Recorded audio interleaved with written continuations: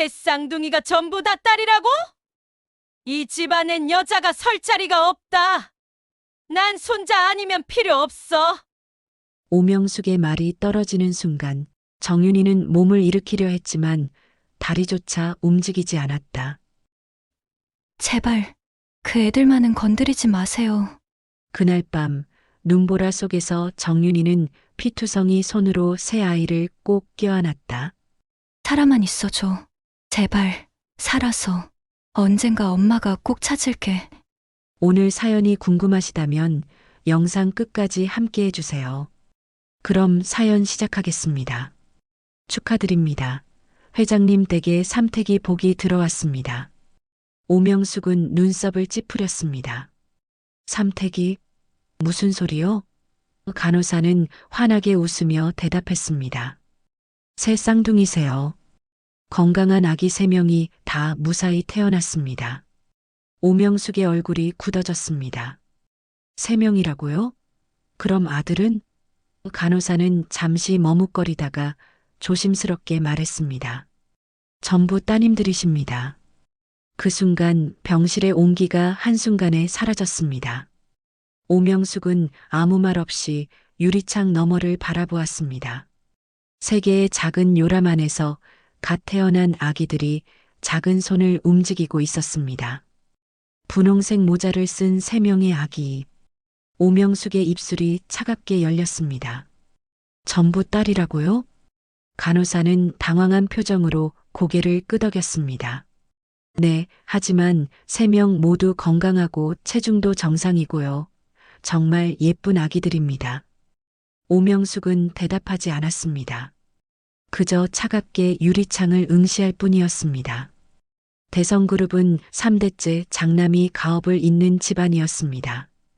오명숙 자신도 시집 올 때부터 아들을 낳아야 한다는 압박을 받았고 결국 2명의 딸을 낳은 후에야 아들 강민재를 낳았습니다. 그 과정에서 겪은 서름과 무시를 오명숙은 잊지 않았습니다. 병실 안쪽에서는 며느리 정윤이가 창백한 얼굴로 누워 있었습니다. 출산 후유증으로 온몸이 떨렸지만 시어머니의 목소리가 들리자 정윤이는 가까스로 고개를 들었습니다. 어머님, 정윤이의 목소리는 가늘게 떨렸습니다. 오명숙은 며느리를 향해 한 걸음도 다가가지 않았습니다. 그저 냉랭한 시선으로 아기들을 내려다볼 뿐이었습니다. 이 집안에 여자는 필요 없어.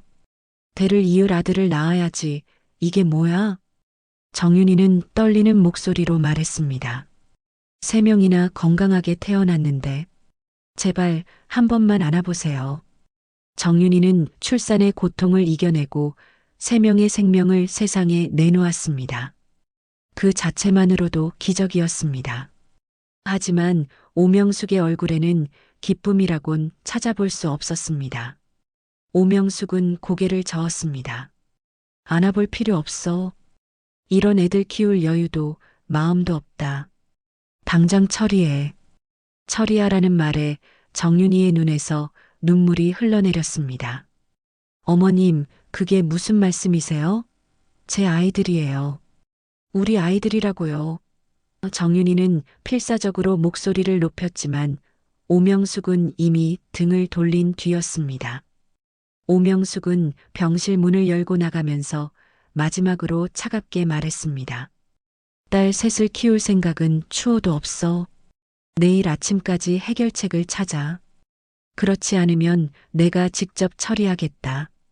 복도 끝에서 남편, 그러니까 정윤이의 남편이자 대성그룹 후계자인 강민재가 서 있었습니다.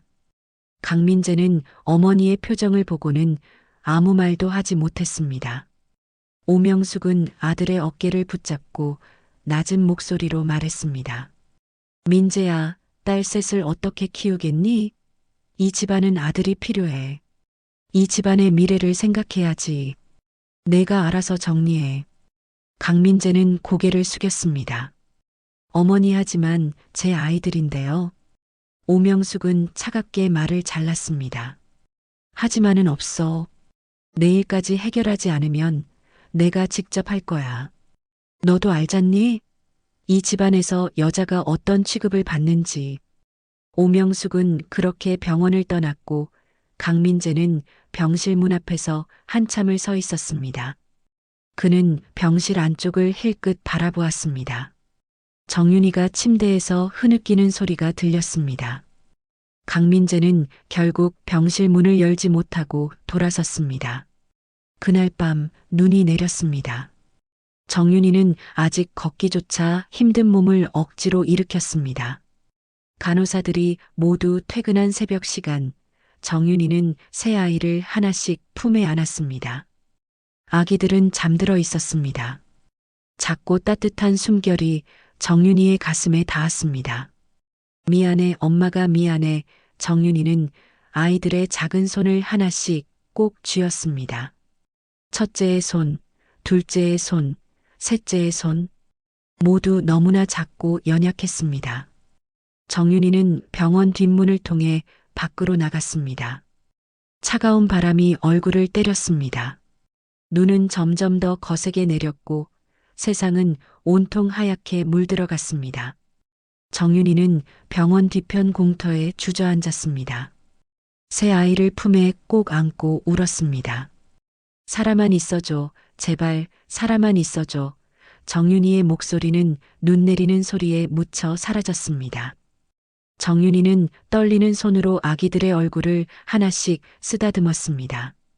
첫째, 둘째, 셋째. 모두 똑같이 작고 예쁜 얼굴이었습니다. 언젠가 엄마가 꼭 찾을게. 꼭 찾아서 다시 안아줄게. 그 말이 정윤이의 마지막 약속이었습니다. 정윤이는 아이들을 병원 뒷문 계단에 조심스럽게 내려놓았습니다. 새 아이는 여전히 평화롭게 잠들어 있었습니다. 정윤이는 마지막으로 아이들을 바라보았습니다. 그리고 눈보라 속으로 사라졌습니다. 다음 날 아침 병원 청소부가 뒷문 계단에서 3명의 아기를 발견했습니다. 아기들은 추위에 떨고 있었지만 다행히 살아 있었습니다. 병원 측은 즉시 경찰에 신고했고 며칠간 수색이 이어졌습니다. 하지만 정윤이는 끝내 나타나지 않았습니다. 일주일 후 한강 하류에서 여성의 시신이 발견되었습니다. 신원 확인 결과 정윤이었습니다.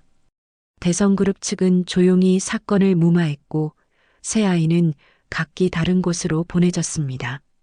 출생 기록은 조작되었고 아이들의 이름조차 지워졌습니다.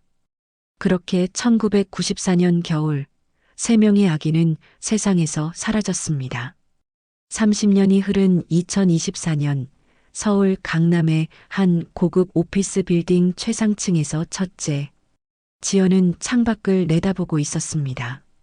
지연은 글로벌 투자 회사 퀀텀 캐피탈의 대표였습니다. 30대 중반의 나이에 수천억 원대의 자산을 운용하는 그는 금융계에서 냉철한 판단력으로 유명했습니다. 동료들은 지연을 얼음 여왕이라고 불렀습니다. 감정을 드러내지 않고 오직 숫자와 논리로만 판단하는 사람. 그것이 세상이 바라보는 지연의 모습이었습니다. 지연의 책상 위에는 두툼한 서류 뭉치들이 놓여 있었고 그 옆에는 한 통의 편지가 놓여 있었습니다. 낡은 봉투, 손으로 쓴 듯한 주소, 그리고 발신인 이름 김정윤. 지연은 편지를 집어들었습니다. 편지를 받은 지 이미 사흘이 지났지만 지연은 아직도 그 내용을 이해할 수 없었습니다. 1994년 12월 17일 강남병원. 출생기록 정정 요청. 단 한 줄의 문장이었지만 그 문장은 지연의 마음을 뒤흔들었습니다. 지연은 입양하였습니다. 3살 때 부유한 사업가 부부에게 입양되어 풍족한 환경에서 자랐습니다. 양부모는 지연을 친딸처럼 사랑했고 지연도 그들을 진짜 부모처럼 따랐습니다. 하지만 양부모는 지연이 10살이 되던 해 교통사고로 세상을 떠났고 지연은 홀로 남겨졌습니다. 친척들은 지연의 재산을 노렸고 지연은 어린 나이에 세상의 냉혹함을 배웠습니다. 넌 피 한 방울 안 섞인 애야. 무슨 권리로 재산을 받으려고 해? 삼촌의 차갑던 목소리를 지연은 지금도 기억했습니다. 지연은 스스로를 지키기 위해 공부했고 싸웠고 결국 살아남았습니다. 대학을 수석으로 졸업한 후 월스트리트에서 일하며 실력을 쌓았고 30이 되던 해 한국으로 돌아와 자신의 회사를 세웠습니다. 지연에게 과거는 중요하지 않았습니다. 생존과 성공만이 중요했습니다. 그런데 이 편지는 지연이 애써 묻어둔 과거를 건드리고 있었습니다. 지연은 편지를 다시 한번 읽었습니다. 김정윤. 이 이름이 누구인지, 왜 지연에게 이런 편지를 보냈는지 알 수 없었습니다.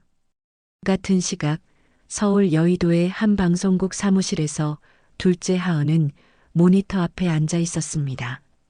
하은은 탐사보도국 소속 기자였습니다. 권력의 비리를 파헤치는 일에 누구보다 열정적이었던 하은은 동료들 사이에서 불도저라는 별명으로 불렸습니다. 한번 물면 절대 놓지 않는 성격 때문이었습니다. 하은의 책상 위에도 똑같은 편지가 놓여 있었습니다. 하은은 편지를 받자마자 발신인을 추적했습니다. 하지만 김정윤이라는 이름의 사람은 현재 주민등록상 존재하지 않았습니다. 하은은 고아원에서 자랐습니다. 어린 시절 내내 버려진 아이라는 낙인을 안고 살았습니다. 다른 아이들이 부모님 손을 잡고 소풍을 가는 날 하은은 홀로 고아원 마당에 남아 있었습니다. 하은아, 너도 언젠가 엄마 아빠가 나타날 거야. 고아원 원장 선생님의 위로는 하은에게 상처만 되었습니다. 하은은 부모가 나타나기를 기다리지 않았습니다. 대신 스스로 살아가는 법을 배웠습니다. 하은은 18살이 되자마자 고아원을 나왔습니다. 낮에는 편의점에서 일하고 밤에는 검정고시를 준비했습니다. 새벽까지 책을 읽고 아침이 되면 다시 일터로 향했습니다. 대학은 장학금으로 다녔고 신문사 인턴을 거쳐 방송국 기자가 되었습니다. 하은에게 세상은 불공평했고 그래서 하은은 불공평한 세상을 바로잡는 일에 자신의 삶을 걸었습니다. 재벌의 비리, 권력의 부정, 약자를 짓밟는 강자들. 하은은 그들을 카메라 앞으로 끌어냈습니다. 편지를 받았을 때 하은은 처음에는 사기라고 생각했습니다. 하지만 기자 본능이 하은을 자극했습니다. 1994년 12월 17일 김정윤. 하은은 즉시 취재에 들어갔습니다. 병원 기록을 뒤지고 당시 근무했던 의료진을 찾아 나섰습니다. 그리고 놀라운 사실을 발견했습니다. 1994년 12월 17일 강남 병원에서 새 쌍둥이가 태어났다는 기록이 있었습니다. 하지만 그 기록은 일주일 후 삭제되었고 아이들의 이름과 출생 정보는 모두 지워져 있었습니다. 그리고 뉴욕, 맨해튼의 한 패션 스튜디오에서 셋째 유진은 다음 시즌 컬렉션 스케치를 검토하고 있었습니다. 유진은 세계적인 패션 브랜드 루나의 창립자이자 디자이너였습니다. 파리, 밀라노, 뉴욕 패션 위크를 석권한 유진의 브랜드는 이제 연 매출 수천억 원대의 기업으로 성장했습니다. 유진의 디자인은 독특했습니다. 어둠 속에서 피어나는 빛, 절망 속에서 찾아낸 희망. 그것이 유진이 옷에 담고자 하는 메시지였습니다. 유진의 옆에도 똑같은 편지가 놓여 있었습니다. 유진은 지하철역 앞에서 발견된 아기였습니다. 경찰에 인계되었지만 보호시설로 가지 못하고 거리를 떠돌았습니다. 유진은 노숙자들 사이에서 자랐습니다. 추운 겨울날 신문지로 몸을 감싸고 남이 버린 음식으로 끼니를 때웠습니다. 하지만 유진은 포기하지 않았습니다. 거리에서 주운 크레용으로 그림을 그렸고 버려진 천 조각으로 인형 옷을 만들었습니다. 10살이 되던 해 유진은 명동거리에서 그림을 그리며 돈을 벌기 시작했습니다. 관광객들의 초상화를 그려주고 받은 돈으로 유진은 미술 학원비를 모았습니다. 하지만 학원은 유진을 받아주지 않았습니다. 노숙자 아이를 어떻게 받아요? 다른 학부모들이 뭐라고 하겠어요? 학원 원장의 말에 유진은 아무 말도 하지 못했습니다. 그날 밤 유진은 도서관에서 패션 디자인 책을 빌렸습니다. 그리고 혼자 공부하기 시작했습니다. 20살의 유진은 작은 공방을 열었습니다. 남대문 시장에서 천을 사고 밤새 재봉틀을 돌렸습니다.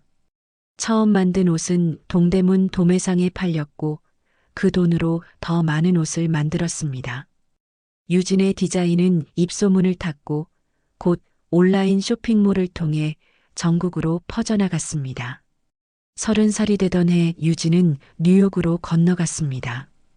그리고 작은 부티크에서 시작해 지금의 자리까지 올라왔습니다. 유진에게 과거는 악몽이었지만 동시에 유진을 강하게 만든 원동력이었습니다. 편지를 받았을 때 유진은 손이 떨렸습니다. 김정윤. 이 이름이 혹시 자신의 어머니일까? 유진은 평생 부모를 찾지 않았습니다. 찾고 싶지 않았습니다. 자신을 버린 사람들을 왜 찾아야 하는지 이해할 수 없었습니다. 하지만 이 편지는 달랐습니다. 출생기록 정정 요청. 이것은 단순한 연락이 아니었습니다. 무언가 숨겨진 진실이 있다는 뜻이었습니다. 유진은 뉴욕에서 서울행 비행기표를 끊었습니다. 세 사람은 각자 다른 곳에서 다른 방식으로 살아왔지만 모두 같은 편지를 받았습니다. 지연은 편지를 본 후 사립탐정을 고용했습니다.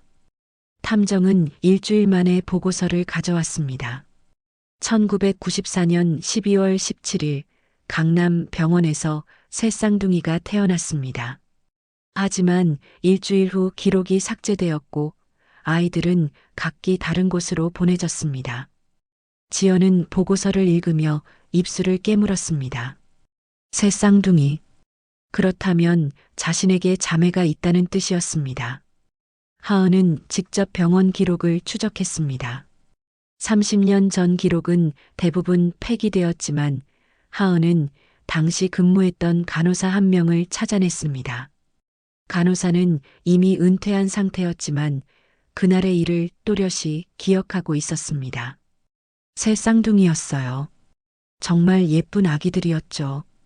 근데 그 집안 시어머니가 와서는 딸이라고 버리라고 했어요. 그 뒤로 산모도 사라지고 아기들도 어디론가 보내졌죠. 유진은 서울에 도착하자마자 병원으로 향했습니다. 하지만 병원 측은 개인정보 보호를 이유로 아무 정보도 주지 않았습니다. 유진은 병원 로비에 앉아 생각했습니다. 김정윤이라는 사람은 왜 30년이 지난 지금 편지를 보냈을까? 무엇을 원하는 걸까? 유진은 편지 봉투를 다시 한번 살폈습니다. 그리고 봉투 뒷면에 작은 글씨로 적힌 주소를 발견했습니다. 대성그룹 본사 주소였습니다. 일주일 후 세 사람은 같은 장소에 도착했습니다. 서울 강남 대성그룹 본사 건물 로비였습니다. 지연은 투자 미팅 때문에, 하은은 취재 때문에, 유진은 협찬 미팅 때문에 그곳에 왔습니다. 하지만 세 사람이 로비에서 마주쳤을 때 그들은 이상한 기분을 느꼈습니다. 지연은 하은을 보며 멈칫했습니다. 하은은 유진을 보며 눈을 크게 떴습니다. 유진은 지연을 보며 숨이 멎는 듯 했습니다. 세 사람의 얼굴은 놀라울 정도로 닮아 있었습니다. 같은 눈매, 같은 코, 같은 입술 모양. 마치 거울을 보는 것 같았습니다. 하은이 먼저 입을 열었습니다. 혹시 1994년 12월 17일에 태어나셨나요? 지연과 유진은 동시에 고개를 끄덕였습니다. 하은은 손에 들고 있던 서류를 꺼냈습니다. 강남병원 맞으시죠? 지연은 입술을 깨물었습니다. 어떻게 알았죠? 유진은 조용히 말했습니다. 저도 같은 편지를 받았어요. 김정윤이라는 이름으로. 세 사람은 서로를 바라보았습니다. 로비의 소음이 멀어지고 세상이 잠시 멈춘 것 같았습니다. 세 사람은 대성그룹 본사 로비 한쪽 구석의 카페로 자리를 옮겼습니다. 밖에서는 여전히 사람들이 분주하게 오가고 있었지만 세 사람이 앉은 테이블 주변만은 고요했습니다. 지연이 먼저 입을 열었습니다. 제 이름은 강지연입니다. 투자회사를 운영하고 있어요. 하은이 이어서 말했습니다. 저는 김하은이고요. 방송국 기자입니다. 유진은 잠시 망설이다가 조용히 말했습니다. 박유진이에요. 패션 디자이너로 일하고 있습니다. 세 사람 모두 성이 달랐습니다. 태어난 날은 같지만 자라온 환경도 이름도 삶의 궤적도 완전히 달랐습니다. 하은은 가방에서 노트북을 꺼내 화면을 켰습니다. 제가 취재하면서 알아낸 내용을 보여드릴게요. 화면에는 1994년 12월 17일의 병원 기록이 떠올랐습니다. 비록 대부분이 삭제되었지만 하은은 백업 파일을 통해 일부 정보를 복원해낸 상태였습니다. 1994년 12월 17일 새벽 2시 15분 강남병원에서 새 쌍둥이가 태어났습니다. 산모의 이름은 정윤이. 하지만 일주일 후인 12월 24일 이 기록은 완전히 삭제되었어요. 출생 신고도 되지 않았고 새 아기는 각기 다른 곳으로 보내졌습니다. 하은의 설명에 지연은 눈을 가늘게 떴습니다.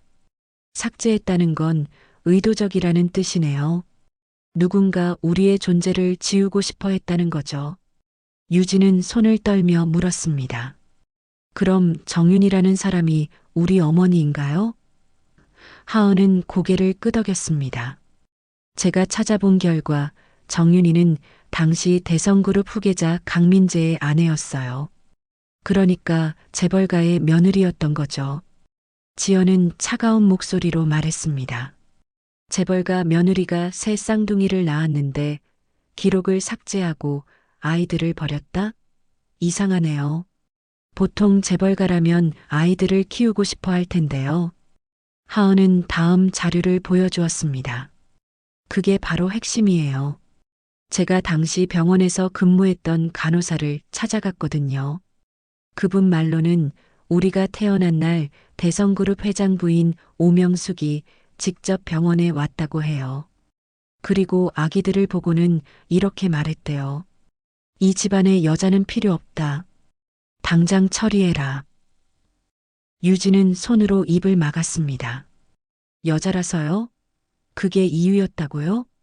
지연의 얼굴이 차갑게 굳었습니다. 아들을 원했던 거군요. 대를 이을 후계자 말이에요. 그래서 우리를 버린 거였어요. 하은은 계속해서 말했습니다. 그리고 더 충격적인 건 우리 어머니 정윤이는 우리가 태어난 지 일주일 후에 사망했어요. 한강에서 시신으로 발견되었다고 합니다. 세 사람은 침묵했습니다. 어머니라는 존재를 한 번도 본 적 없지만 그 죽음의 소식은 세 사람의 가슴을 무겁게 짓눌렀습니다. 유진은 눈물을 참으며 물었습니다. 그럼 어머니는 우리를 버리고 싶어서 버린 게 아니었나요? 하은은 고개를 저었습니다. 아니에요. 제가 경찰 기록을 확인해 봤는데 당시 정윤이는 병원 뒷문 계단에 아기들을 두고 갔어요. 하지만 목격자 진술에 따르면 정윤이는 아기들을 내려놓으면서 계속 울었다고 해요.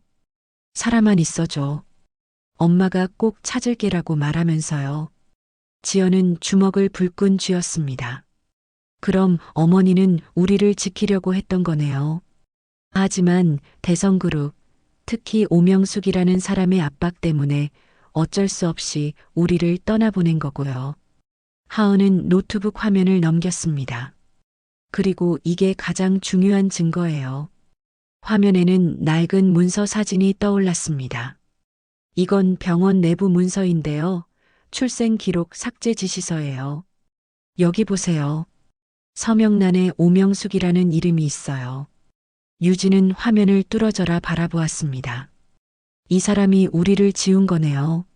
지연은 냉정하게 말했습니다. 단순히 지운 게 아니에요. 우리 어머니를 죽음으로 몰아넣은 거죠. 어머니가 우리를 포기하지 않았다면 아마 목숨을 잃지 않았을 거예요. 하은은 고개를 끄덕였습니다. 제가 보기에도 그래요. 정윤이의 사망은 자살로 처리되었지만 정황상 외부 압박이 심했을 거예요. 지연은 창밖을 바라보며 말했습니다. 그럼 이제 우리가 할 일은 명확하네요. 오명숙, 그리고 대성그룹을 무너뜨리는 거예요. 유진은 놀란 표정으로 지연을 바라보았습니다. 무너뜨린다고요? 어떻게요? 지연은 차갑게 웃었습니다. 우리 각자 가진 능력이 있잖아요. 저는 투자와 금융에 능통하고, 하은은 언론과 취재에 강하고, 유진은 패션업계에 영향력이 있어요. 이 세 가지를 합치면 충분히 가능해요.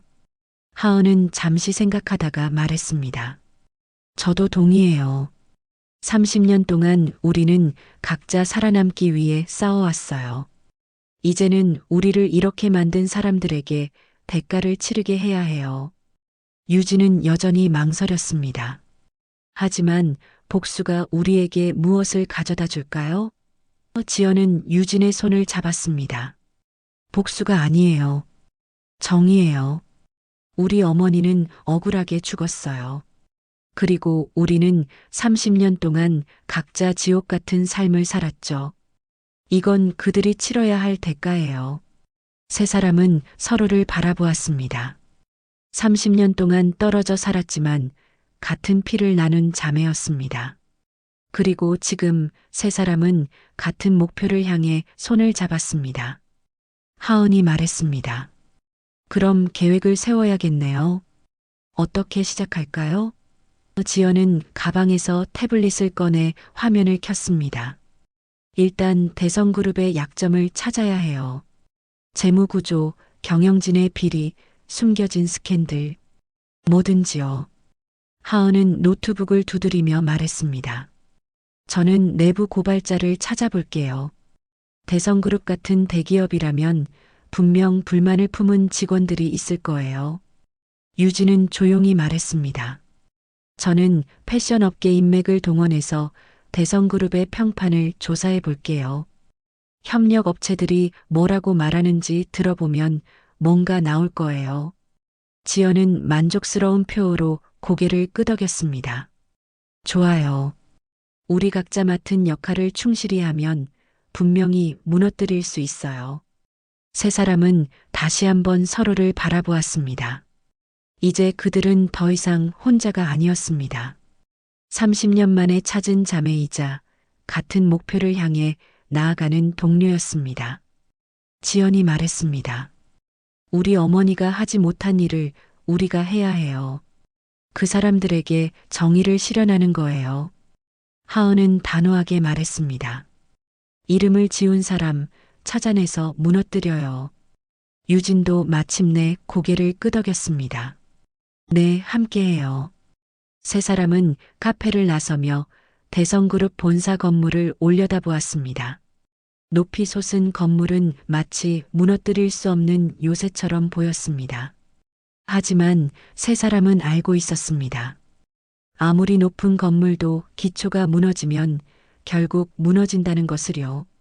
그리고 세 사람은 바로 그 기초를 파괴하기 시작할 것입니다. 그날 밤 세 사람은 각자의 집으로 돌아갔습니다. 하지만 그들의 마음속에는 같은 불꽃이 타오르고 있었습니다. 복수가 아닌 정의를 향한 불꽃이었습니다. 한 달 후 세 사람의 계획은 본격적으로 시작되었습니다. 지연은 퀀텀 캐피탈의 대표 자격으로 대성그룹에 투자 제안서를 보냈습니다. 수천억 원 규모의 투자금을 제시하며 경영진과의 미팅을 요청했습니다. 대성그룹 입장에서 거절할 이유가 없었습니다. 최근 몇 년간 실적이 부진했던 대성그룹은 새로운 투자자를 찾고 있었고 지연의 제안은 그들에게 담비 같은 소식이었습니다. 지연은 대성그룹 본사 회장실로 초대받았습니다.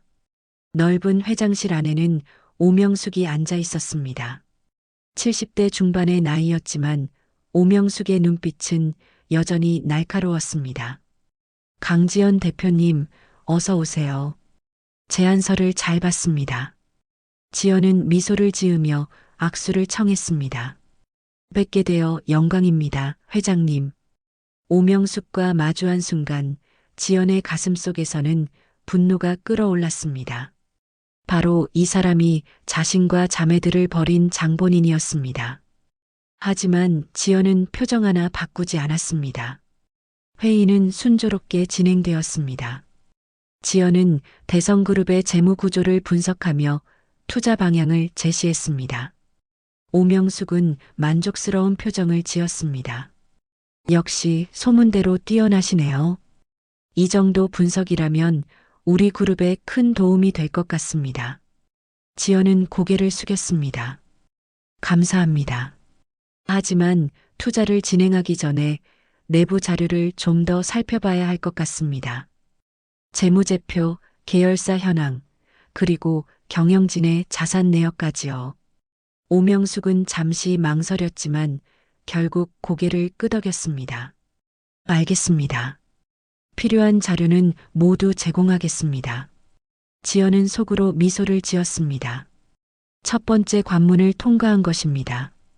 대성그룹의 내부 자료에 접근할 수 있게 되었으니 이제 그들의 약점을 파악할 수 있었습니다. 지연은 회장실을 나서며 마지막으로 오명숙을 돌아보았습니다. 곧 좋은 소식 전해드리겠습니다.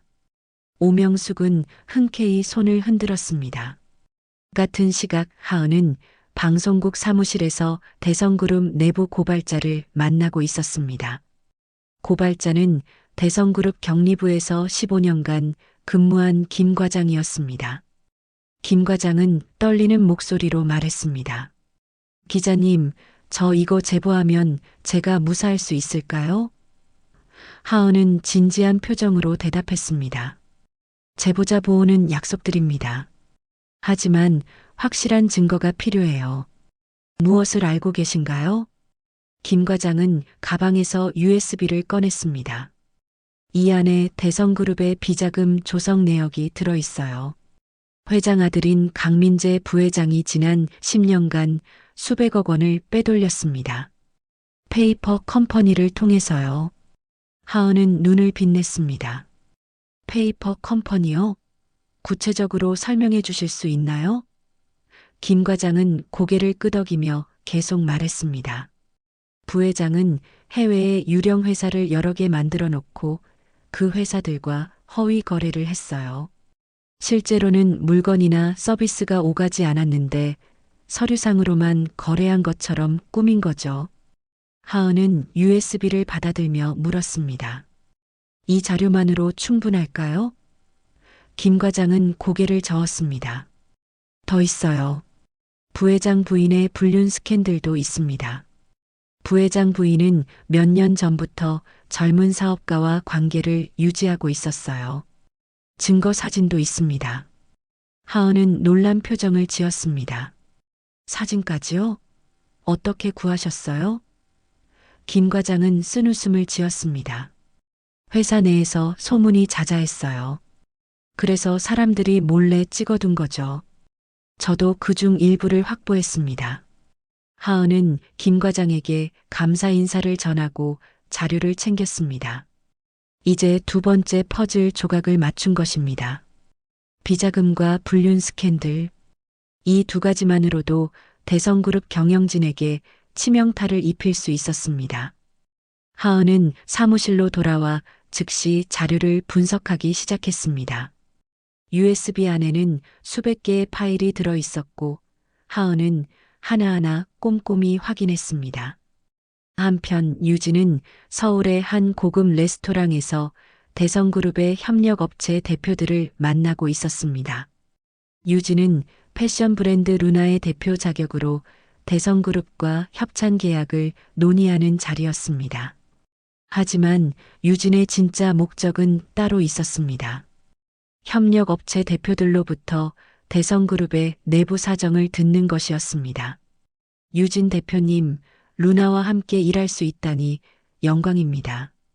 한 대표가 환하게 웃으며 말했습니다. 유진은 부드럽게 미소 지으며 대답했습니다. 저야말로 감사합니다.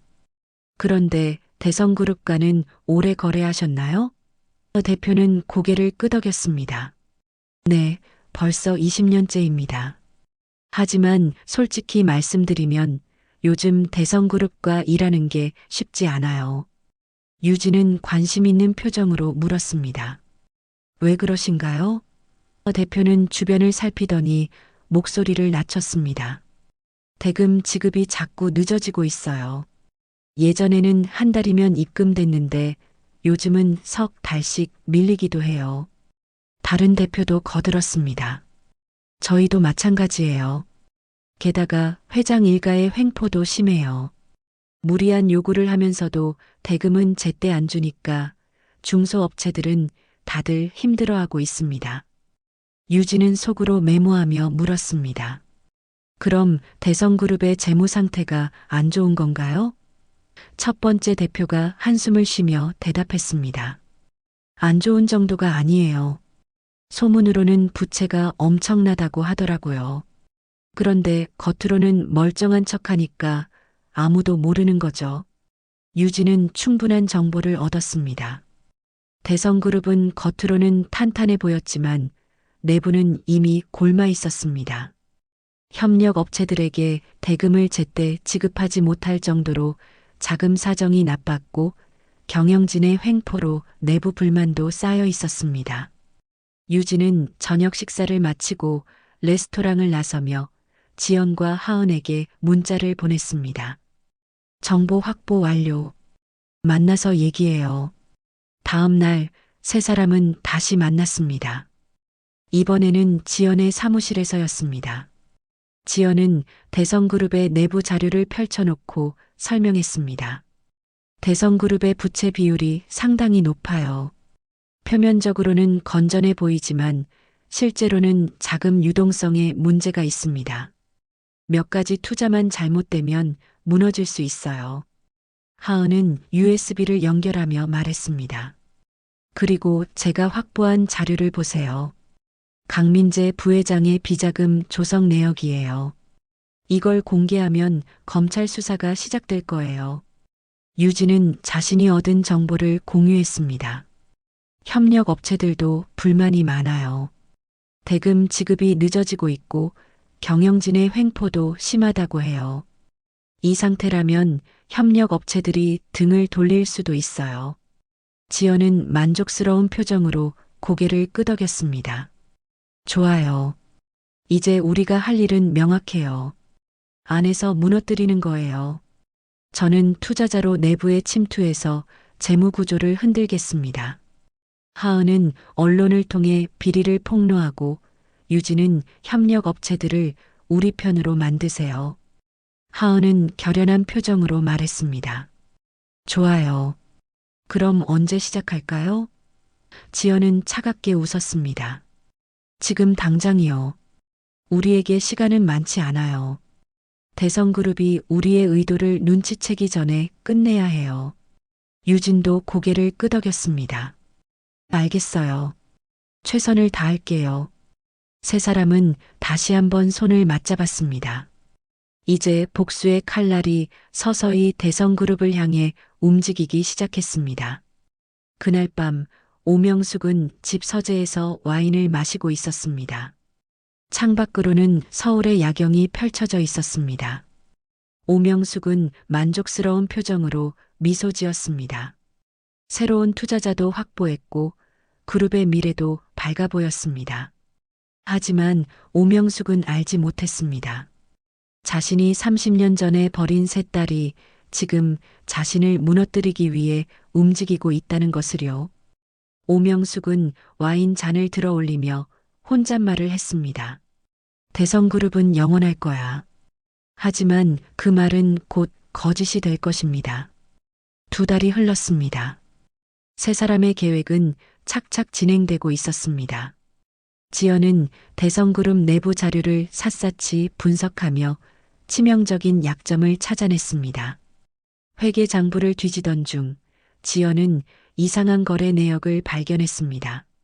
해외 페이퍼 컴퍼니와의 거래였는데 실제로는 물건이나 서비스가 오가지 않았습니다. 지연은 즉시 그 회사들의 실체를 추적했습니다. 조사 결과 모든 페이퍼 컴퍼니는 강민재 부회장의 차명 계좌로 연결되어 있었습니다. 지연은 하은에게 연락했습니다. 하은, 결정적인 증거를 찾았어요.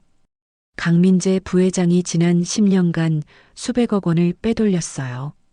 회계 자료와 해외 송금 내역까지 확보했습니다. 하은은 흥분된 목소리로 대답했습니다. 정말요? 그럼 이제 보도할 수 있겠네요. 자료 보내주세요. 제가 방송국 법무팀과 검토해서 보도 준비하겠습니다. 지연은 암호화된 파일로 자료를 전송했습니다. 이제 첫 번째 폭탄이 터질 준비가 끝났습니다. 같은 시각 유진은 대성그룹의 주요 협력업체 대표들을 설득하고 있었습니다. 유진은 서울 시내 한 호텔에서 비공개 간담회를 열었습니다. 15명의 협력업체 대표가 모였고 유진은 그들 앞에서 조용히 말했습니다. 여러분 모두 대성그룹과 오래 일해오셨죠. 하지만 최근 몇 년간 어떠셨나요? 대금 지급이 제때 이루어졌나요? 정당한 대우를 받으셨나요? 대표들은 서로를 바라보며 고개를 저었습니다. 한 대표가 입을 열었습니다. 솔직히 말하면 대성그룹과 일하는 게 점점 힘들어지고 있어요. 대금은 계속 밀리고 무리한 요구는 늘어나고요. 다른 대표도 거들었습니다. 저희 회사는 대성그룹 때문에 직원 월급도 제때 못 주고 있어요. 이래서야 어떻게 사업을 계속하겠어요? 유진은 고개를 끄덕이며 말했습니다. 맞아요. 대성그룹은 여러분을 이용만 하고 있어요. 하지만 이제 바꿀 수 있어요. 유진은 준비해온 서류를 나눠주었습니다. 제가 여러분께 제안하고 싶은 게 있어요. 루나는 새로운 협력 네트워크를 구축하고 있어요. 대성그룹 대신 루나와 거래하시면 공정한 대금 지급과 합리적인 거래 조건을 보장해 드리겠습니다. 대표들은 서류를 검토하며 관심을 보였습니다. 한 대표가 물었습니다. 정말 가능한 일인가요? 대성그룹을 떠나는 게 쉽지 않을 텐데요. 유진은 확신에 찬 목소리로 대답했습니다. 가능합니다. 곧 대성그룹에 큰 변화가 일어날 거예요. 그때 여러분이 어느 편에 서 있느냐가 중요해요. 대표들은 서로 눈빛을 교환했습니다. 그리고 하나둘씩 고개를 끄덕이기 시작했습니다. 좋습니다. 유진 대표님을 믿겠습니다. 유진은 속으로 미소를 지었습니다. 협력업체들이 등을 돌리면 대성그룹의 생산 라인은 마비될 것입니다. 이것이 세 번째 퍼즐 조각이었습니다. 유진은 간담회를 마치고 지연과 하은에게 문자를 보냈습니다. 협력업체 설득 완료. 준비됐어요. 며칠 후 하은은 방송국 회의실에서 보도 준비 회의를 진행하고 있었습니다. 탐사보도팀 부장과 법무팀 변호사가 함께 자리했습니다. 하은은 확보한 자료를 화면에 띄우며 설명했습니다. 이건 대성그룹 강민재 부회장의 비자금 조성 내역이에요. 해외 페이퍼 컴퍼니를 통해 수백억 원을 빼돌렸습니다. 회계 자료와 송금 내역, 그리고 내부 고발자 증언까지 확보했어요.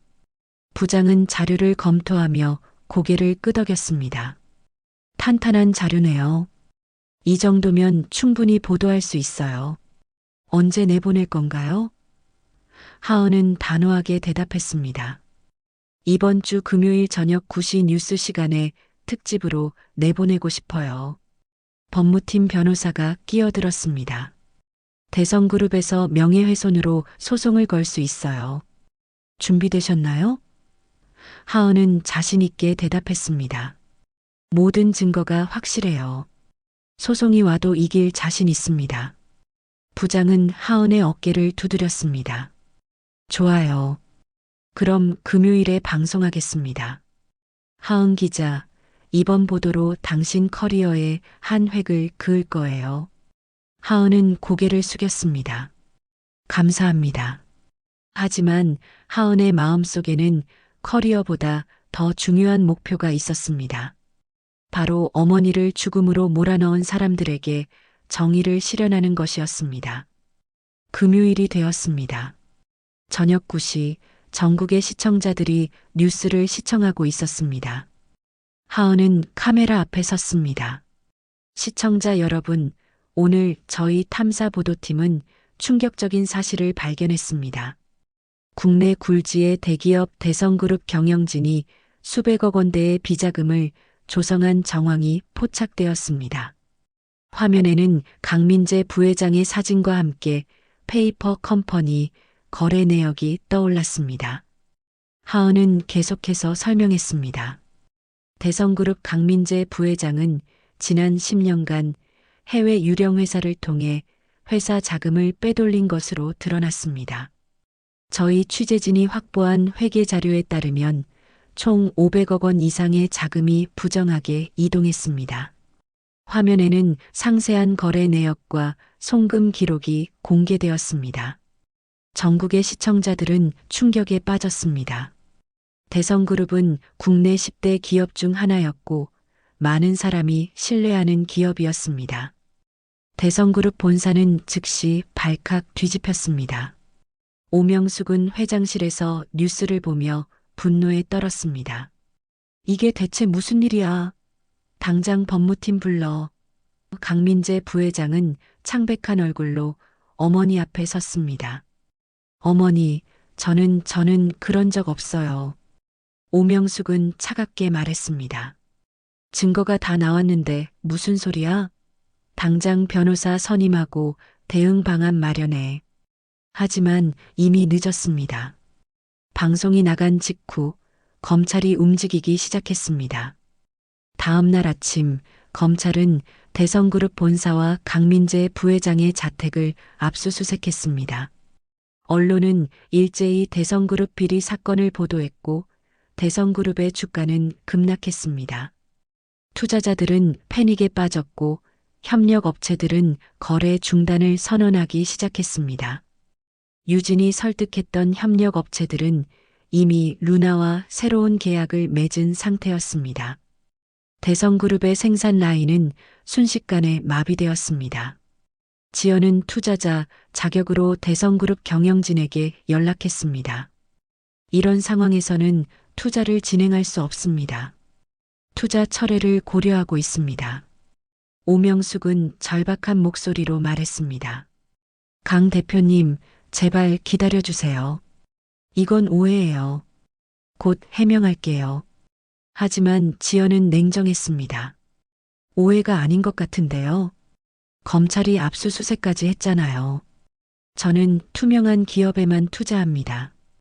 오명숙은 전화를 끊고 주저앉았습니다.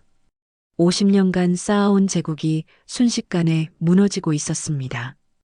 오명숙은 이해할 수 없었습니다. 도대체 누가 왜 이런 일을 벌이는 것일까?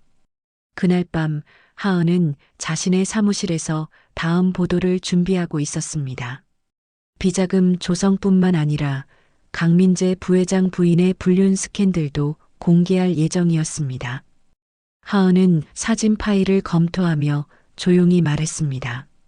이제 시작일 뿐이에요. 더 큰 폭탄이 남아 있어요. 하은의 눈빛은 차갑고 단호했습니다. 지연은 자신의 사무실에서 대성그룹의 주가 그래프를 바라보고 있었습니다. 주가는 연일 하한가를 기록하고 있었습니다. 지연은 미소를 지었습니다. 무너지고 있어. 조금만 더 밀면 완전히 무너질 거야. 유진은 뉴욕에서 서울로 돌아오는 비행기 안에서 창밖을 바라보고 있었습니다. 어머니, 곧 끝날 거예요. 조금만 기다려주세요. 세 사람은 각자의 자리에서 같은 생각을 하고 있었습니다. 복수는 이제 막바지에 접어들고 있었습니다. 일주일 후 하은은 두 번째 폭탄을 터뜨렸습니다. 저녁 9시 뉴스 시간 하은은 다시 카메라 앞에 섰습니다. 지난주 대성그룹 비자금 사건을 보도한 데 이어 오늘은 또 다른 충격적인 사실을 공개합니다. 화면에는 한 남녀가 호텔에 들어가는 모습이 담긴 사진이 떠올랐습니다. 대성그룹 강민재 부회장의 부인 이수진 씨가 지난 3년간 젊은 사업가와 부적절한 관계를 유지해온 것으로 확인되었습니다. 사진은 선명했습니다.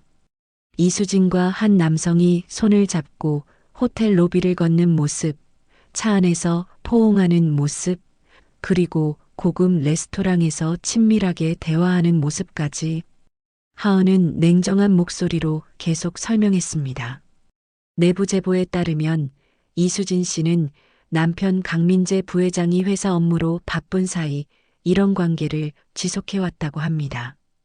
또한 이수진 씨는 회사 자금을 유용해 상대 남성에게 금품을 제공한 정황도 포착되었습니다. 전국은 다시 한번 충격에 빠졌습니다. 비자금 조성에 이어 불륜 스캔들까지 대성그룹은 완전히 나락으로 떨어지고 있었습니다. SNS에는 비난 글이 쏟아졌고 대성그룹 제품 불매운동까지 시작되었습니다. 대성그룹 본사 앞에는 항의하는 시민들이 모여들었습니다. 재벌들의 도덕성은 어디 갔나? 서민들 돈으로 호화 생활하면서 불륜까지. 사람들의 분노는 하늘을 찔렀습니다. 오명숙은 회장실에서 뉴스를 보며 와인잔을 집어 던졌습니다. 유리 파편이 사방으로 흩어졌습니다. 이수진 그 여자가 감히. 오명숙은 즉시 며느리 이수진을 불렀습니다. 이수진은 고개를 숙인 채 회장실로 들어왔습니다. 어머님, 오명숙은 차갑게 말했습니다. 당장 기자회견 열어서 해명해. 아니면 이혼하든지. 선택해.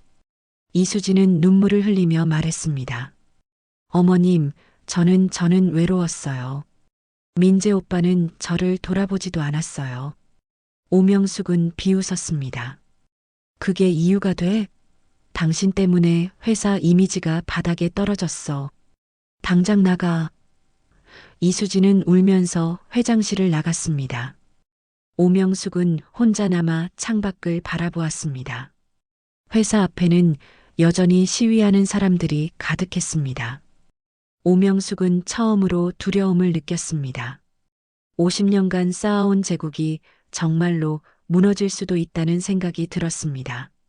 같은 시각 지연은 대성그룹 이사회에 참석하고 있었습니다. 투자자 자격으로 초대받은 것입니다. 이사회는 긴급하게 소집되었고 경영진들은 모두 어두운 표정을 짓고 있었습니다. 한 이사가 입을 열었습니다. 현재 상황이 심각합니다. 주가는 연일 하한가이고 협력 업체들은 거래를 중단하고 있습니다. 이대로 가면 회사가 부도날 수도 있어요.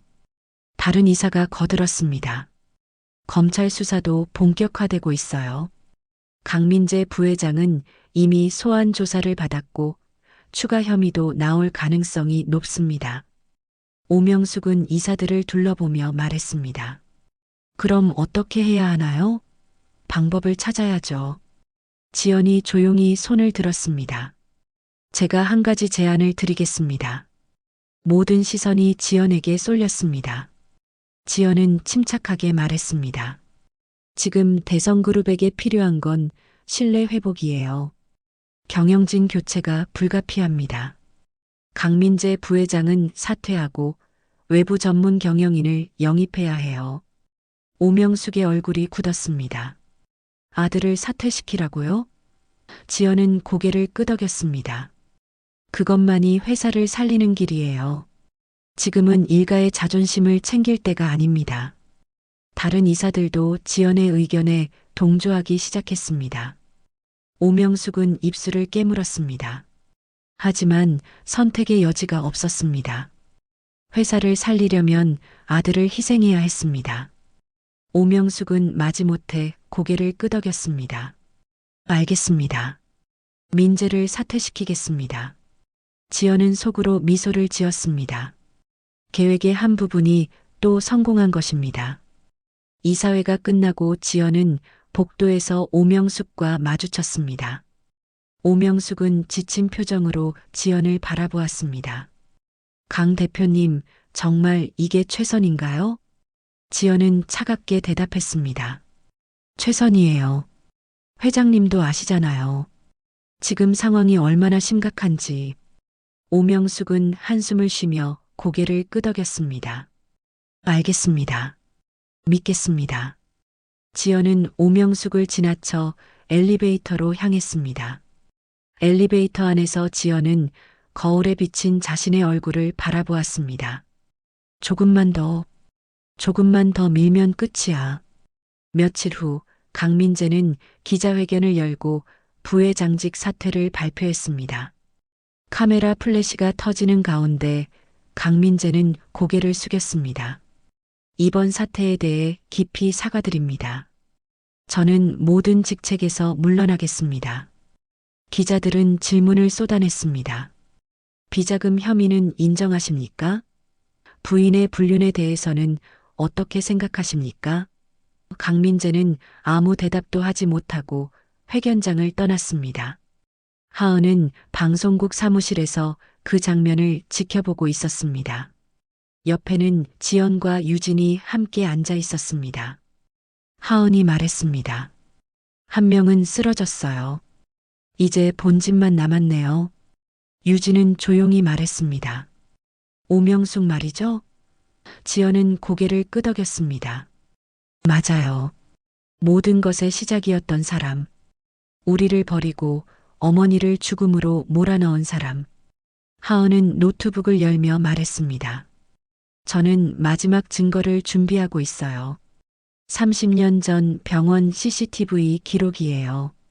복원 작업이 거의 끝나가고 있어요. 지연은 눈을 빛냈습니다. 그 기록이 있으면 모든 게 끝나요. 오명숙이 직접 우리를 버리라고 지시한 증거니까요. 유진은 불안한 표정으로 물었습니다. 그 기록을 공개하면 우리도 드러나는 거 아닌가요? 우리가 바로 그때 버려진 새 쌍둥이라는 게요. 지연은 단호하게 말했습니다. 그래도 괜찮아요. 우리는 이미 각오했잖아요. 진실을 밝히고 정의를 실현하는 게 목표예요. 하은도 고개를 끄덕였습니다. 맞아요. 우리 정체가 밝혀지더라도 상관없어요. 중요한 건 오명숙이 30년 전에 저지른 일이 세상에 알려지는 거예요. 세 사람은 서로를 바라보며 결의를 다졌습니다. 일주일 후 하은은 CCTV 복원 작업을 완료했습니다. 화면에는 1994년 12월 17일 밤의 장면이 담겨 있었습니다. 병원 복도에서 정윤이가 새 아기를 품에 안고 울고 있었습니다. 그리고 뒤이어 나타난 사람은 오명숙이었습니다. 오명숙의 목소리가 들렸습니다. 이 집안엔 여자가 필요 없어. 다 처리해. 정윤이는 절규했습니다. 어머님, 제발이요. 제 아이들이에요. 하지만 오명숙은 냉정하게 돌아섰습니다. 하은은 영상을 보며 눈물을 흘렸습니다. 어머니 이렇게 고통스러웠구나. 지연과 유진도 눈시울이 붉어졌습니다. 세 사람은 처음으로 어머니의 마지막 모습을 보았습니다. 그리고 오명숙의 잔인함을 직접 확인했습니다. 지연은 주먹을 불끈 쥐며 말했습니다. 이 영상을 공개해요. 대성그룹 창립 50주년 기념행사에서요. 하은은 놀란 표정을 지었습니다. 기념행사에서요? 지연은 냉정하게 설명했습니다. 다음 주가 대성그룹 창립 50주년 기념행사예요. 전국에 생중계되고 오명숙은 무대에 올라 연설할 거예요. 바로 그 순간 이 영상을 틀는 거예요. 모든 사람이 보는 앞에서 오명숙의 진실을 폭로하는 거죠. 유진은 숨을 들이마셨습니다. 그럼 모든 게 끝나는 거네요. 하은은 고개를 끄덕였습니다. 네, 모든 게 끝나요. 세 사람은 마지막 준비에 돌입했습니다. 지연은 기념행사 관계자들에게 연락해 무대 시스템 접근 권한을 확보했습니다. 하은은 영상을 편집하고 자막을 달았습니다. 유진은 행사장 좌석을 예약하고 언론사들에게 취재를 독려했습니다. 모든 준비가 끝났습니다. 이제 단 하나의 순간만 남았습니다. 오명숙이 무대에 서는 그 순간, 대성그룹 창립 50주년 기념 행사가 열리는 날이 밝았습니다. 서울 시내 한 대형 컨벤션 센터에는 수천 명의 하객이 모여들었습니다. 재계 인사들, 정치인들, 언론인들, 그리고 대성그룹 임직원들까지 화려한 조명과 장식으로 꾸며진 행사장은 축제 분위기였습니다. 무대 위에는 금빛 로고가 빛나고 있었고 대형 스크린에는 대성그룹의 50년 역사를 담은 영상이 재생되고 있었습니다. 오명숙은 대기실에서 거울을 보며 옷매를 다듬고 있었습니다. 검은색 정장에 진주 목걸이를 착용한 오명숙은 여전히 위험 있어 보였습니다. 비서가 다가와 말했습니다. 회장님, 10분 후에 입장하시면 됩니다. 오명숙은 고개를 끄덕이며 깊게 숨을 들이마셨습니다. 지난 몇 달은 악몽 같았습니다.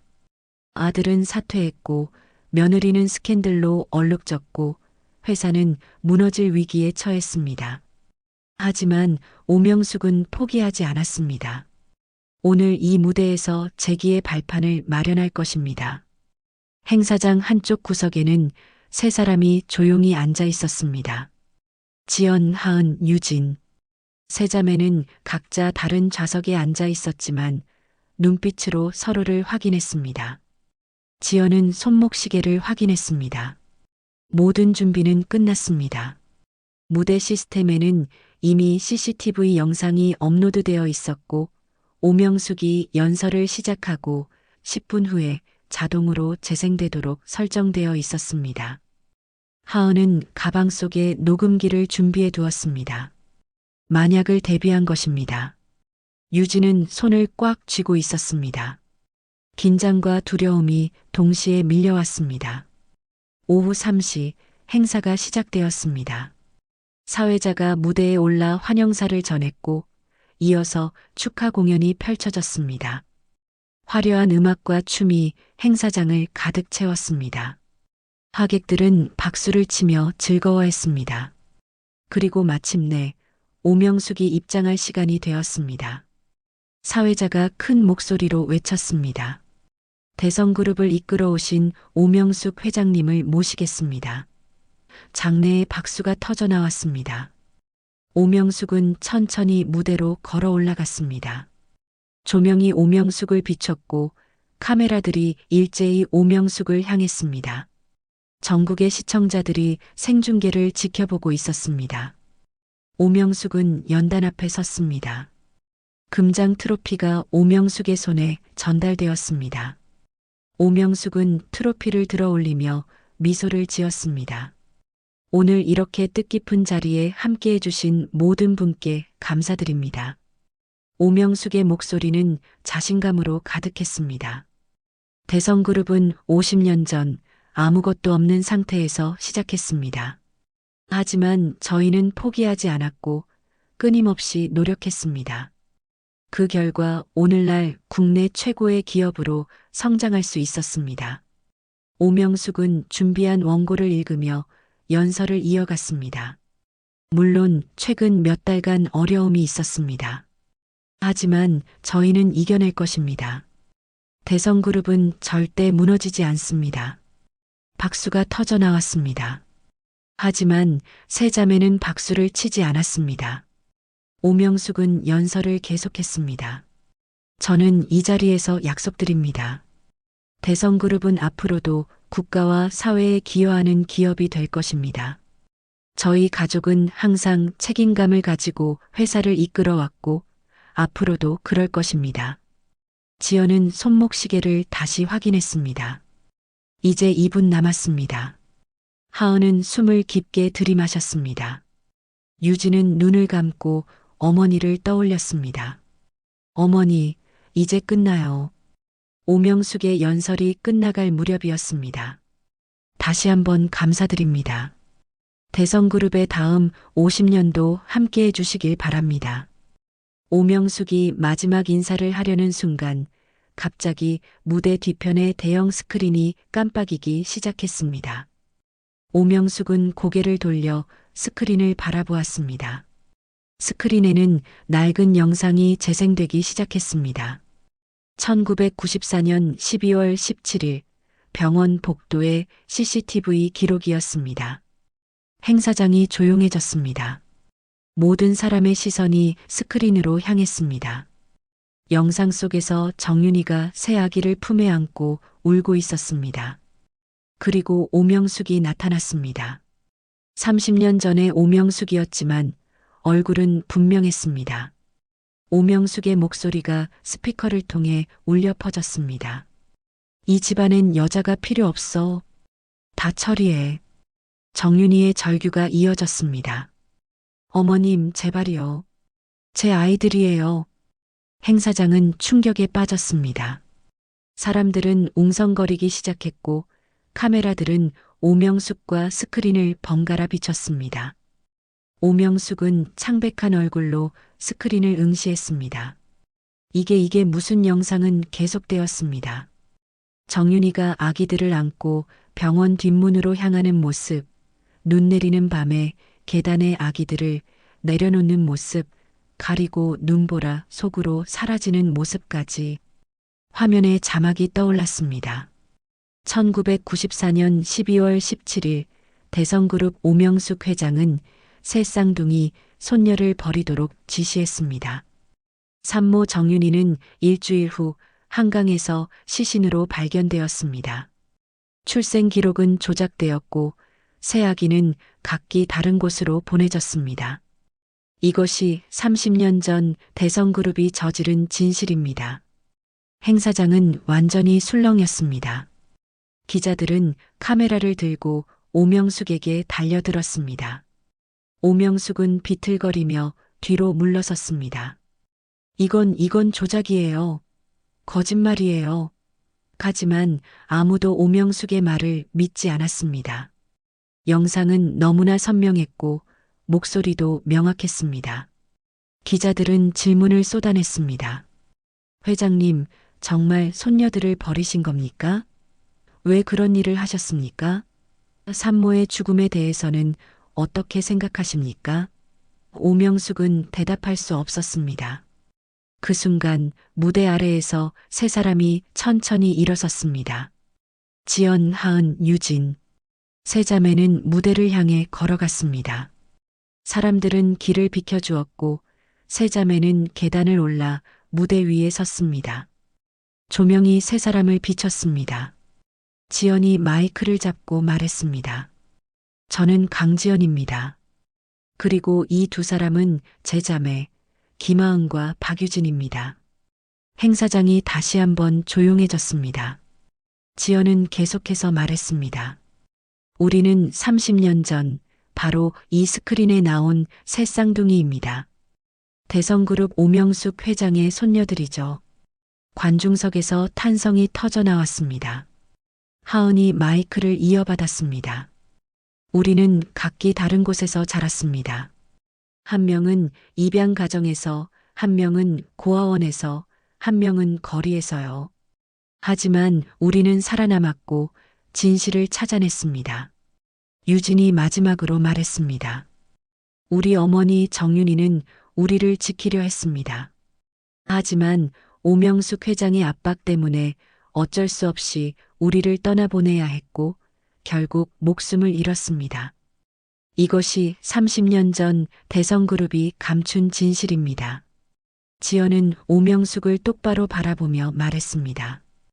오명숙 회장, 당신은 우리를 버렸고 우리 어머니를 죽음으로 몰아넣었습니다.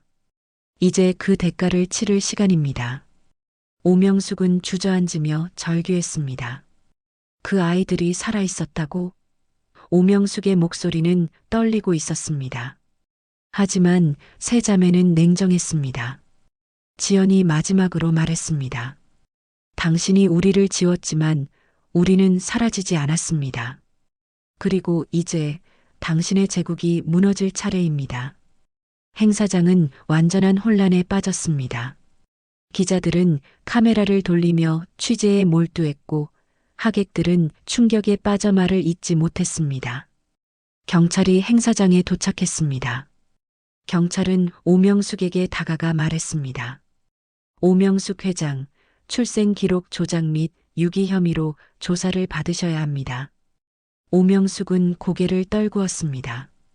50년간 쌓아온 모든 것이 한순간에 무너지는 순간이었습니다. 세 자매는 무대 위에서 서로의 손을 잡았습니다. 30년 만에 그들은 마침내 정의를 실현했습니다. 기념행사가 끝난 후 일주일이 흘렀습니다. 대성그룹은 완전히 무너졌습니다. 오명숙은 출생 기록 조작, 유기, 그리고 정윤이의 죽음과 관련된 혐의로 검찰 조사를 받았습니다. 강민재는 비자금 조성 혐의로 구속되었고 이수진은 회사 자금 유용 혐의로 기소되었습니다. 대성그룹의 주가는 폭락했고 이사회는 긴급 경영진 교체를 결정했습니다. 50년 역사의 제국은 단 며칠 만에 무너졌습니다. 언론은 연일 이 사건을 다뤘습니다. 재벌가의 어두운 비밀, 30년 만에 밝혀진 진실, 새쌍둥이의 복수 같은 제목의 기사들이 쏟아졌습니다. 사람들은 세 자매의 이야기에 주목했습니다. 버려진 아이들이 각자의 방식으로 살아남아 결국 정의를 실현했다는 이야기는 많은 이들에게 감동을 주었습니다. 하지만 동시에 재벌가의 부도덕함에 대한 분노도 커졌습니다. 세 자매는 조용히 모든 것을 정리하고 있었습니다. 지연은 대성그룹에 대한 투자를 완전히 철회했고 하은은 마지막 보도를 준비했고 유진은 협력업체들과의 새로운 계약을 마무리했습니다. 하지만 복수가 끝난 지금 세 사람의 마음은 복잡했습니다. 승리의 기쁨보다는 공허함이 더 컸습니다. 지연은 사무실 창가에 서서 하늘을 바라보며 생각했습니다. 이렇게 끝나는 건가? 어느 봄날 오후 세 자매는 한 언덕을 찾았습니다. 경기도 외곽의 작은 공동묘지였습니다. 세 사람은 낡은 비석 앞에 섰습니다. 비석에는 간단한 글씨가 새겨져 있었습니다. 정윤이 1970만 1994 어머니의 무덤이었습니다. 세 자매는 30년 만에 처음으로 어머니를 찾아왔습니다. 봄 햇살이 따스하게 내리쬐고 있었고 주변에는 벚꽃이 피어 있었습니다. 유진이 먼저 무릎을 꿇고 꽃다발을 놓았습니다. 어머니, 저희가 왔어요. 유진의 목소리는 떨리고 있었습니다. 하은도 무릎을 꿇고 손을 모았습니다. 어머니, 30년이나 걸렸지만 우리가 드디어 해냈어요. 지연은 비석을 쓰다듬으며 조용히 말했습니다. 우리가 그 사람들보다 훨씬 높이 올라왔어요. 어머니가 바라셨던 대로요. 하지만 세 사람의 얼굴에는 미소가 없었습니다. 유진이 속삭였습니다. 그런데 이상하게 하나도 시원하지 않아요. 하은도 고개를 끄덕였습니다. 저도요. 복수는 끝났는데 왜 이렇게 허전할까요? 지연은 눈을 감았습니다. 복수가 뭔가를 채워줄 거라고 생각했는데 그게 아니었나 봐요. 세 사람은 침묵했습니다. 바람이 불어와 벚꽃잎이 날렸습니다. 지연이 입을 열었습니다. 우리는 30년 동안 각자 살아남기 위해 싸웠어요. 그리고 복수하기 위해 또 싸웠죠. 하지만 이제 끝났어요. 그런데 지연은 말을 잇지 못했습니다. 유진이 대신 말했습니다. 이제 뭘 해야 할지 모르겠어요. 복수 말고 우리가 할 수 있는 게 뭐가 있을까요? 하은은 비석을 바라보며 말했습니다. 어머니라면 뭐라고 하셨을까요? 세 사람은 다시 침묵했습니다. 그리고 하은이 천천히 말했습니다. 어머니는 아마 우리가 행복하기를 바라셨을 거예요. 복수가 아니라 행복을요. 지연은 고개를 끄덕였습니다. 맞아요. 어머니는 우리가 살아만 있어 주길 바라셨어요. 그리고 우리는 살아남았죠. 이제는 진짜로 사는 법을 배워야 할 것 같아요. 유진은 눈물을 닦으며 말했습니다. 그럼 우리 이제 어떻게 해야 하죠? 지연은 두 자매를 바라보며 말했습니다. 일단 서로를 알아가는 것부터 시작해요. 우리는 자매지만 사실 서로에 대해 잘 모르잖아요. 하은은 미소를 지었습니다. 맞아요. 30년을 따로 살았으니까요. 이제 함께하는 시간이 필요해요. 유진도 고개를 끄덕였습니다. 좋아요. 저도 그러고 싶어요. 세 사람은 서로의 손을 잡았습니다. 비로소 진짜 자매가 되는 순간이었습니다. 세 자매는 무덤 앞에서 마지막 인사를 했습니다. 어머니, 이제 편히 쉬세요. 저희는 괜찮을 거예요. 지연의 목소리는 부드러웠습니다. 어머니가 우리를 지켜주셨으니까 이제 우리가 서로를 지킬게요. 하은이 덧붙였습니다. 사랑해요, 어머니.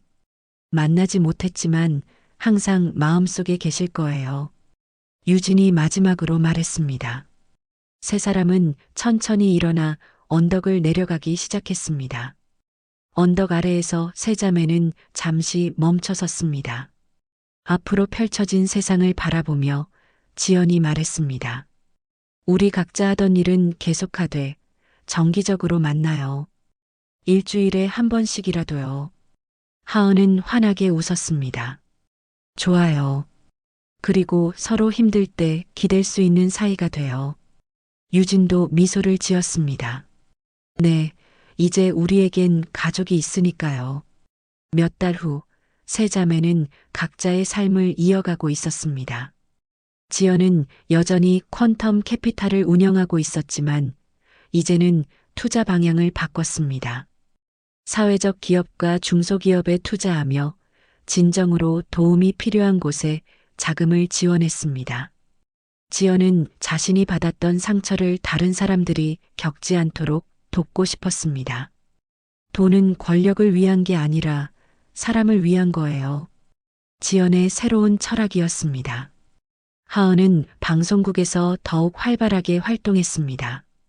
권력의 비리를 폭로하는 것은 여전히 중요했지만 이제는 희망적인 이야기도 다뤘습니다.